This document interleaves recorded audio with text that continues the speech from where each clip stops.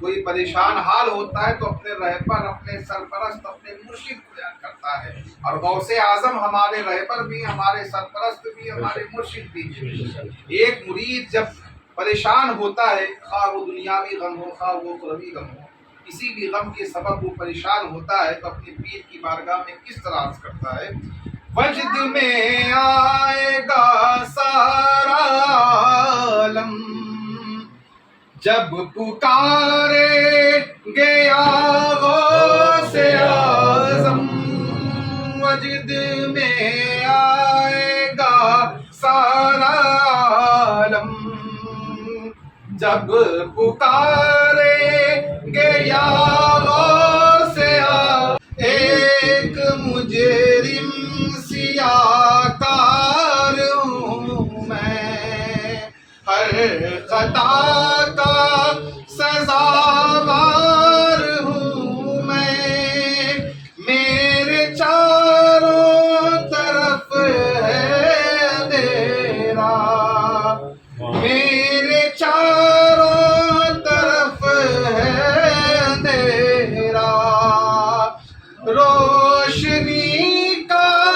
طلبگار ہوں میں، ایک دیا ہی سمجھ کر جلا دو غوث الاعظم، ایک دیا ہی سمجھ کر جلا دو، جالیوں پر نگاہیں جمی ہے، جمی ہے، جالیوں پر نگاہیں جمی ہے، اپنا دیدار۔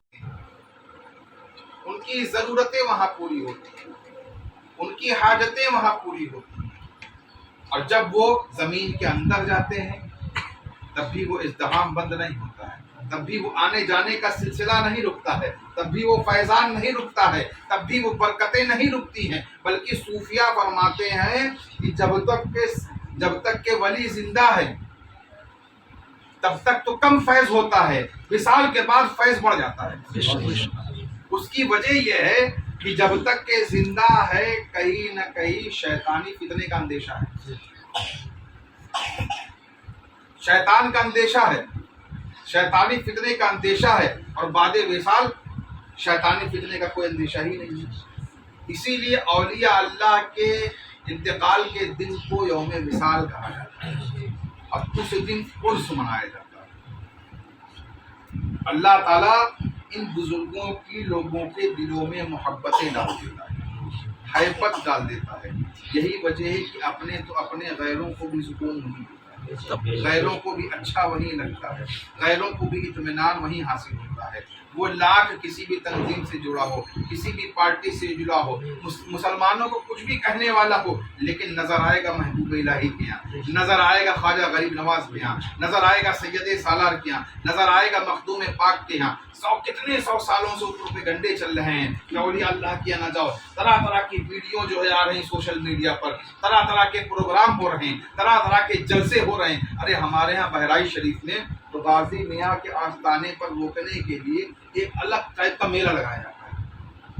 ایک تو میلہ وہاں لگتا ہے غازی میاں کے یہاں، ان لوگوں نے کیا کیا، کچھ لوگوں نے کہ ایک میلہ شہر کے باہر لگا دیا، لوگ ہو سکتا ہے کہ میلوں کی وجہ سے وہاں جاتے ہیں، تو لوگ کیا کرنے لگے، اس میں بھی جانے لگے، اس میں بھی جانے لگے، وہاں گھومنے کے لیے جانے لگے، یہاں حاضری کے لیے آنے لگے، خلقت نہیں رکی۔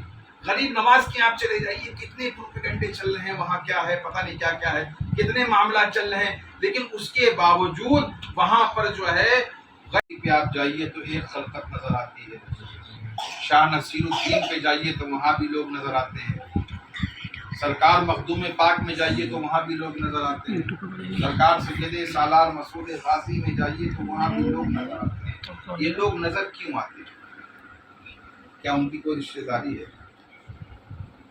جن لوگوں کی رشتہ داری مخدوم پاک سے ہے وہ نظر آتے ہیں تو سمجھ میں آتا ہے کہ ان کی رشتہ داری ہے، لیکن یہ دوسرے لوگ جو رشتہ دار نہیں ہیں مخدوم پاک کے، وہ وہاں کیوں جاتے ہیں؟ غوث اعظم کے یہاں 11ویں شریف میں لوگ اتنا لاکھوں خرچ کر کے کیوں جاتے ہیں؟ غریب نواز کے یہاں چھٹی شریف میں لوگ کیوں جاتے ہیں؟ سرکار محبوب الہی کے یہاں جمعرات کیوں جاتے ہیں؟ مخدوم سمنانی کے یہاں عرس میں کیوں جاتے ہیں؟ سرکار غازی پاک کے یہاں عرس میں کیوں جاتے ہیں؟ اس کے پیچھے وجہ کیا ہے؟ اس کے پیچھے ریزن کیا ہے؟ اس کے پیچھے وجہ یہ ہے کہ رب تعالیٰ کا ارشاد ہے ان الذین آمنوا وعملوا الصالحات. اس کا ترجمہ یوں کیا جائے کہ جو اللہ والے ہیں، جو لوگ ایمان لے کر آئے اور نیک اعمال کیے، یعنی جو اللہ والے ہیں، جو اللہ سے ڈرنے والے ہیں، جو اللہ اس کے رسول کی اطاعت کرنے والے ہیں، جو اللہ اس کے رسول کی فرما برداری کرنے والے ہیں، جو اللہ اس کے رسول نے جو فرمایا اس پر عمل کرنے والے ہیں، اور جس چیز سے باز رکھا اس سے رکنے والے ہیں، تو اللہ انعام کے طور پر ان کو کیا دیتا ہے؟ اللہ تعالیٰ فرماتا ہے سَيَجْعَلُ لَهُمُ الرَّحْمَنُ وُدًّا. اللہ تعالیٰ لوگوں کے دلوں میں ان کی محبت ڈال دیتا ہے. یہی وجہ ہے کہ ہمارے دلوں میں، آپ کے دلوں میں غوث اعظم کی محبت ہے، اس لیے ہم وہاں نہیں جا سکتے لیکن غوث اعظم کے نام کی محفلیں سجاتے ہیں. ہمارے آپ کے دلوں میں محبوب الہی کی محبت ہے، محبوب الہی کے آستانے پر جاتے ہیں. سرکار غریب نواز کی محبت ہے، غریب نواز کے آستانے پر جاتے ہیں. جہاں جا سکتے ہیں وہاں جاتے ہیں، اور جہاں نہیں جا سکتے ان کے نام کی محفلوں کا اپنے گھروں میں انعقاد کرنا. یہ اللہ نے ان بزرگوں کی عظمت، ان اولیاء اللہ کی عظمت لوگوں کے دلوں میں ڈال دی. یہی وجہ ہے کہ جب یہ زمین کے اوپر ہوتے ہیں تو خلق کا ازدحام ہوتا ہے، لوگ ان کے دربار پہ آتے ہیں، اپنی